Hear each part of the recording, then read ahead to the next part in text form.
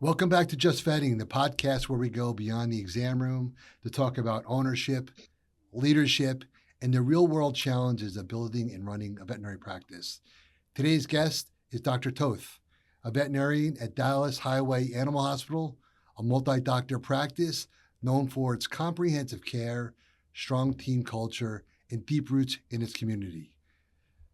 Dallas Highway Animal Hospital has built a reputation not just for high-quality medicine, but for long-term relationships with clients, staff, and the surrounding community. Dr. Toth, welcome to Just Vetting. Glad to have you on. Thank you. I'm glad to be here.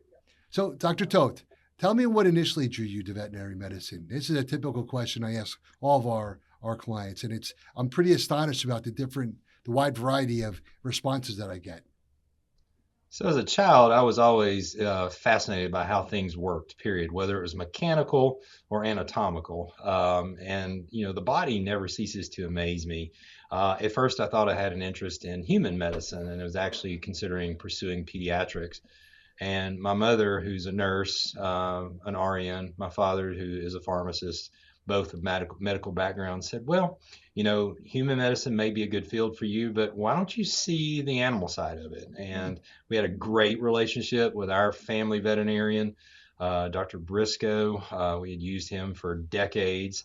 And so my sophomore year of high school, I asked Dr. Briscoe if he would be willing to take on a volunteer, and he said yes. Well, one thing led to another, and then it became a job, a paying job, which was great, and even scheduled a work-study program my senior year so I could get out of high school early and go work for Dr. Briscoe. And the thing that was just really neat was I'd come home every night just excited to talk about what we saw that day. And I went to Auburn University because at that point I was like, I think I want to pursue veterinary medicine, but I might look into engineering, mechanical engineering, again, what makes things tick. And at the time, growing up in the state of Georgia, there was no school that offered both programs. So that's why I snuck across the Chattahoochee River and went to Auburn University and went in there as a declared engineering major and found myself doing the same thing, talking to my roommates and everything else about the memories I had made working for Dr. Briscoe 6-8 months prior. And I thought, what am I doing? Right. And so I changed my major, and the rest is history. That is a great. See, that's why I love asking that question. That's a great story. You think about it. You went in as an engineering major knowing you had a passion there, but you just weren't sure about, hey, this is something I wanted to pursue. And it's interesting that your parents actually kind of led you down or, suggested, hey, try the animal side as opposed to the human side to see whether or not that's something you liked. That's interesting. I have 3 daughters, and one of my daughters, who's really good in math and science, I'd encouraged her a few times because of what I do for a living, not as a lawyer, but working in the veterinary space. I go, what about, veterinary medicine? You love math, you love science, you're good at it. Dad, she couldn't handle, she just said it's the physical part of working, treating an animal, seeing the blood or things like that, stuff that as opposed to looking at it as you're helping somebody or helping something. She couldn't get her arms around that. So, needless to say, she's an accounting major. How the two of them kind of connect, it is what it is. So, and you said Auburn University. The only Auburn University star I know is Charles Barkley. Isn't Charles the guy? He's always on TV talking about Auburn University. That's awesome. Yes, Sir Charles was a little bit before my time, but we had Bo Jackson. That's we had some others. Hey, listen, Bo. I stand corrected. Bo Jackson. That's a big one for me to miss. I should know that. That's cool. Yeah, my wife actually graduated undergrad with Bo. Bo had done his professional career, and he said he promised his mom he was going to graduate from college. So, successful Bo Jackson went back and finished school, and Wow. he actually marched across the stage when my wife did. So, That's awesome. You got pictures yeah. of that? He must have been probably the biggest guy on the stage, or one of them. Right, Right. right. It was a big crowd that day for Yeah, sure. sure. How about you come out of school? Did you always envision yourself in companion animal practice? How did you kind of go lean that path? So I did. I was a city boy growing up. Grew up right outside of Atlanta, and I the thing I loved about Auburn is you did have to take both tracks. You had to do large animal and small animal, and it was great exposure. And I started saying, okay, I'll consider mixed animal, and I enjoyed it. I mean, I loved dairy rotation. Dairy rotation was so much fun, but it was one of those things that just where I wanted to live, where I wanted to raise a family, just wasn't congruent with mixed animal practice on that, and so I decided to go companion animal mainly for lifestyle choices. Yeah, it's I guess with mixed animal or large animal, you're traveling a lot. It's just a lot different, in that sense. For a Right. lot of our clients, you do that. And then how did you end up? I know that I guess how did a career start off in terms of joining a practice, associating, and transitioning to owning your own practice at some point. So, one thing is most new grads learn the majority of their medical skills the first 2 to 3 years out of school. You get a great foundation in school, but until you really get the hands-on over and over repetition, it's kind of like they talk about just mastering your skills. 10,000 hours to master playing a guitar was the same way with surgery and other things. So I really wanted to work at a large practice because I wanted to work and see how different doctors at that same practice medicine, different surgical styles, different client interactions, different ways of approaching difficult medical cases. So I started a small practice for a year and said I definitely need the exposure. So after a year, I moved on to a practice in Metro Atlanta and had that opportunity to work with 5 other doctors hand in hand. And that's where I really grew my medical skills and surgical skills. And at that point, I felt confident to, be on my own if needed. Mm-hmm. And luckily enough, the veterinarian that owned that practice was sitting on some property that he had purchased about 15 years prior. It was a peach stand, true to Georgia terms, and sat vacant for 10, 15 years. And he said he was just waiting on the area to develop. And he drove me out here, and I was like, he's crazy. We're in the middle of the country. There's nothing here. And he goes, no, it's coming. And sure enough, Metro Atlanta grew out this direction. And what started as a 2-lane road that had about 200 cars a day go by it when he bought the peach stand, now has about 30,000 cars that go by it every day on a 4-lane. Wow. On that. So I was very lucky to have a partner started up who gave me the location. He helped me to fund it. I designed the clinic and the business model and all the things, but at least I had a backer, which for me was very big because at 26 years old, I don't know if I was ready to take on such a responsibility. Um, and after 10 years of a partnership, I bought him out.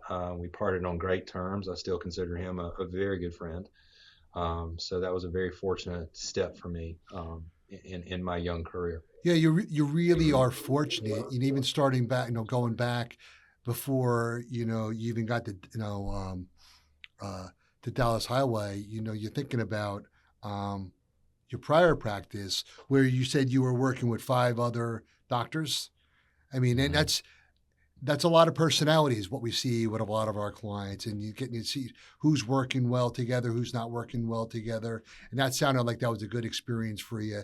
And then obviously, meeting your former partner, who kind of just groomed you for an ownership role, which that's just a great success story to hear about. I guess how did your role evolve over time there. So you're there, the two of you guys are partners, right? 10 years go by. He's ready. That's again a great transition period. He's ready to, I guess, move on to the next chapter in his life, and then you buy him out. And then what happens next, and how your role will grow? I mean, how do you guys kind of develop culture there and slowly grew that practice? Well, it was interesting because he was an absolute silent partner. Mm-hmm. He did not set foot in the building, even though he lived in the area. So starting the practice, I was the only doctor here. Mm-hmm. I handpicked my team.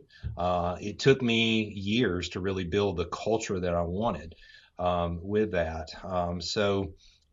Aside from my DVM degree at the end of my name, I've got multiple PhDs in the School of Hard Knocks on that. So Love that. learned a lot, made quite a few mistakes as far as, team building and whatnot. I think for any business that's a small business, I think culture is probably one of the biggest challenges. And I think if you get that culture right, you're extremely fortunate on that. So that was probably one of the biggest struggles from a business perspective. Things have changed a lot. When I graduated from Auburn in 1997, we had zero business training. That's not the case anymore. The students are coming out with at least a background in business. But I always say I started my business with the field of dreams mentality. If you Mm-hmm. build it, they will come. And they did, luckily. Location was huge for us. But I realized early on that clinical skills were great and they're super important, but they're not enough. You've got to sharpen your business skills, but your leadership skills, as well. Those are very important as a leader. And, some of it I learned the hard way. Yeah. Yeah, I know. I've been fortunate to be working within this industry for close to 20 years now, and I agree with you. One of the things that's evolved um, a lot over that period of time is culture. Um, I think a couple of years ago, when we had a lot of clients pivoting to sell their practice to these corporate buyers that came about. Being a business lawyer, I've worked on a lot of different transactions throughout my career. Um, but what I've noticed was different about this industry was, an owner like yourself is looking to sell their practice. Everybody wants money. That's human nature, right? But the second, Right. and I think just as important as money was always the question, what's that buyer's culture like? How is my team going to be impacted? What's going to happen after we close and sell the practice? What is that going to look like? And the buyers really had to come, really put their money where their mouth, I guess their mouth where the money is, and say, hey, this is what we're going to do, and we're going to keep our word, because otherwise that particular owner wasn't going to sell their practice to them. But I also Right. find a lot of the younger vets, as you mentioned, they're looking for culture too. They're in such demand. I mean, it's a little different when you came out. They have the opportunity to say, hey, maybe I don't want to go work for this practice. Maybe I'll take a little less money and I'll go work for this Right. practice because I'm going to get mentored properly and they got good culture. Right. Exactly. No, the culture's huge. Yeah. Absolutely. It's a huge part of job satisfaction. Would you agree that's how do you retain and motivate, great people, good employees? Is it mean it's the training, the culture, the environment that you've created for them? Oh, sure. I mean, compensation is important. Absolutely. Don't get me wrong. I like to pay, I like to brag that I do pay my team better than the average for the veterinary hospitals in our area. Mm-hmm. But that's a small part of it. And the team that has skin in the game, anytime we go to implement a new change or a new policy, I'm very big about bringing the team in early and getting their input. For example, we're doing a remodel. We're expanding. Where we abolished boarding about 6 months ago, and we're adding exam room space. Mm-hmm. So I really sat down with the team and said, "Hey, this is what I'm thinking, and I'd love your input." And they came out with some really creative ideas I didn't think of. Hey, what if we put this here and put that here, and different things like that. And and then the team's kind of on board with what's coming Right. with that, rather than saying we're going to expand because I said so. And Sometimes it does come to that. I always tell people, we're a democracy here at Dallas Highway Animal Hospital, but I do hold veto power on that. Somebody's So got to very much lead, right? You got to, right? Right. exactly. And I welcome input, and most of the time the input is extremely helpful Right. on that. And I think that's a huge part of culture. You mentioned before, and I love what you said. And I knew where you're going with it. A PhD in mistakes. Can you give me an example or one or two that kind of jumped out at you? Or just it's just over a period of a career. Trying this or trying that. Anything that jumped out at you that our listeners could, take as a nugget, and saying, "Hey, maybe I shouldn't do that if I'm going down that path." Well, one problem that was recent, that we I don't know if you're familiar with veterinary study groups and the VMG Sure. Yep. study groups. So I'm a member of VMG, and we do a pot of gold presentation every year, and half of us get the pot of gold presentation, and half of us get the pot of poop presentation, or pot of crap presentation. So that's something that you implemented that didn't go well. So I was assigned a pot of crap presentation for this go around. And mine was about implementing wellness plans. I think wellness plans are huge. I'm a big believer in them.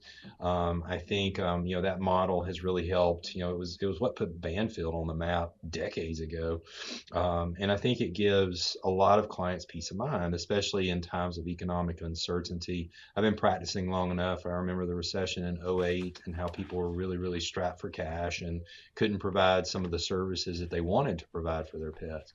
So wellness plans, break it into a more affordable monthly Mm-hmm. payment. So we did it, and we grew it really well. But what I did wrong was I relied on a third party to help us implement it, and the third party is extremely beneficial. But I let them set the pricing, Right. and I did not really do a deep dive into the pricing, and found out that our wellness plans in certain categories were providing like a 40 to 45% discount versus pay as you go. And I mean, you can't sustain that, as a business, you can't give a discount of 40-45%. It's just, you're in the red. Luckily we caught it, we adjusted it. The wellness, we're still the same company. Things are going great. But if I had not caught that error, it could have really been disastrous. Yeah. Yeah. It's that's a great example. It's interesting. You said you're a member of the VMG group. We've worked together for a while now, and I think my most successful clients, I don't need to be a commercial for VMG, are VMG members. And I don't need to tell you, what I find is that, when you're sitting around, you're focused on working on your business instead of in your business for a 2-3 day period like you do at VMG. You can take those different pots and go back and implement them in your practice to build a bigger and better practice. So that's great. I appreciate you sharing that with us.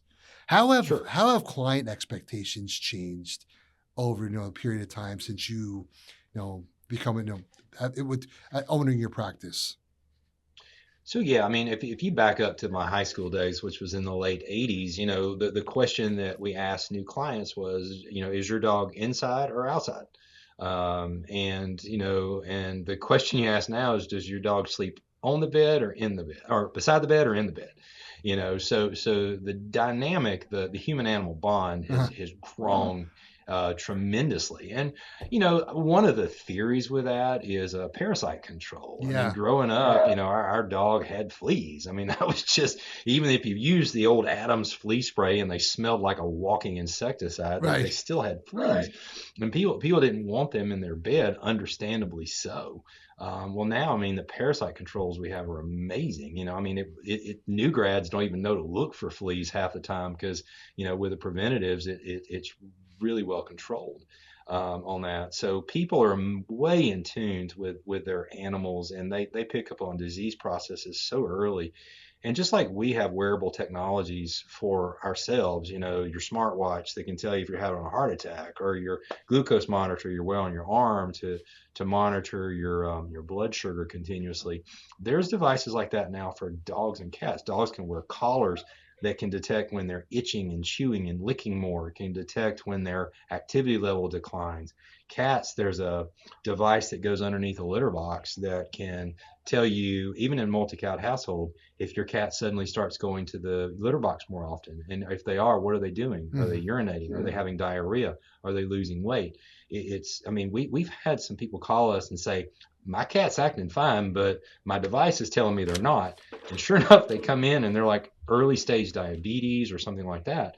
So, the technology and the change in the human animal bond is fortunately allowing us to see sick animals much sooner. And when you see an animal that's sick sooner, you can do a lot more about it.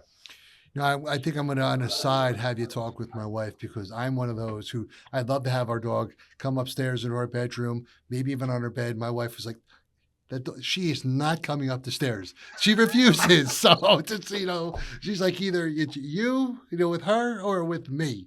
And I'm like, Right. okay. She just doesn't. She always says, the parasites is the big thing that she uses with me too. So I don't want them in. It's funny. I got to educate her a little bit on what you just told me. That's great. Right, right. Um, but it's true. All the wearables they have and so much.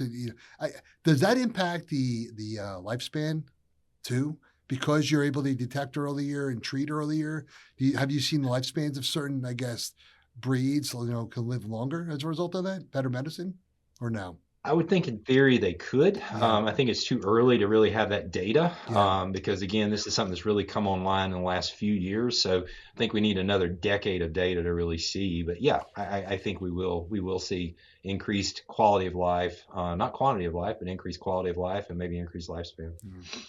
What advice would you give, or could you give now an associate who may be listening that's considering ownership? I would absolutely recommend it. Ownership is very rewarding. Not just financially. I mean, I built a legacy here. I'm proud of my legacy. I've lived and worked in this community for almost 30 years now. Mm-hmm. I have been treating animals whose clients, their children were in, late elementary school. Their children are now adults with children of their own. Their clients. It's just really neat to say I knew you when you were 8 years old or whatever, and just have that relationship with these people and with the community. And that's something that, when I sell this practice is still very important to me is the legacy that I will leave behind. So I take a lot of pride in that. Yeah. And I think new grads can do the same thing as well. Yeah, it's there for them. I mean, think about your path. And I was just talking with one my older daughter last night, saying, "There's life and your career is not usually a straight line. Things just happen. You just gotta, but you do your best. And then look how where you started out and to where you are now. Who would ever thought you'd end up being where you are now? And then what's the future hold for you? What I guess for even Right. for Dallas Highway, what's the future hold? What do you envision? So we are in a state of transition. I actually just this year, thanks to your group, Yeah. have implemented a sale to my associate. It's a very gradual buy-in. She's younger, and this will give her 10 years to gradually acquire 15% of the hospital, which at year 10 will give her, some net worth. She'll own enough of the hospital that she'll have some bargaining and borrowing power with banks, and we can negotiate an actual sale at that point. So that's my hope, that continues to grow and go. Well, and that's great. I mean, I think we use the word. I think in the industry, I hear a lot. And I was down at DMX a couple, 2 weeks ago, and also at a recent vet partners meeting, and the pendulum. Pendulum was a word we kept hearing in terms of where I think in January 2023, you see a lot of the pendulum shifting back over to independent practices like yourself, where you're looking for creative ways to provide ownership opportunities for the associates that are working for you. Whereas I think before that time period, we didn't see that as much. I think, again, because of that real push towards corporate transitions, you didn't see Mhm. practice owners like yourself, um, focusing as much on creating these pretty unique ownership opportunities for their associates. And going back to the term that you used, skin in the game, right? Right. Right. Um, Where do you see the veterinary industry going over the next few years? Do you have any thoughts on that? So it's been a wild ride the last 6, 7 years. You know, the pandemic boom was absolutely out of this world. People were staying at home, adopting pets like crazy. And for the first time in my career, we couldn't accept new clients Wow. on that. And you know, now it's reset. The economy's dipped a little bit, but a lot of people say this is just a reset to adjust for what the pandemic was doing on that. For quite some time since the pandemic boom, there's been a shortage in veterinarians. A lot of hospitals have been looking actively for years and not been able to fill a spot. Yeah. I think that's going to shift back the other way, and I'm afraid it's going to shift back hard. There is quite a few new veterinary schools on the horizon. And I believe in the next 5 to 10 years, as they come online, we're going to see them graduating far more veterinarians than the demand calls for. I know I hired a graduate in 2010, right after the '08 recession, and she made a comment. She said, when we marched across the stage to graduate in 2008, she said half of us didn't have a job. Wow. And you know, when I graduated in 1997, we knew who we were going to work for 6 months before we graduated. You know, and so it was crazy. And I'm afraid we're going to see it swing back that way, and I think it's going to cause a reset. You know, in the industry. Yeah, I've heard some rumblings about that. It's going to be, I don't know what's the word I want to use, interesting, or to see that transition take place because it swung so far the other way. Where, to your point, I mean, I can count on one hand the number of clients that we have across the country that are in a good place with their associates in terms of they have enough of them in order to keep up with the demand. Most are always always looking or just can't find Right. one. So to get to that point, and I would. What do you think over the next few years with these schools opening their doors, graduating students, probably over the next 5 to 10 years, you think that shift would start taking place? Yes, I Yeah, do. yeah. So we'll see. So okay, well that's great. Well, I listen. I appreciate you coming on today. I really wraps up our conversation, and I appreciate your insight and perspective. And I wish you all the best of luck as you continue to grow your practice and look toward the future. So thank you for your time today. Great. Thank you for the opportunity. Have a great day.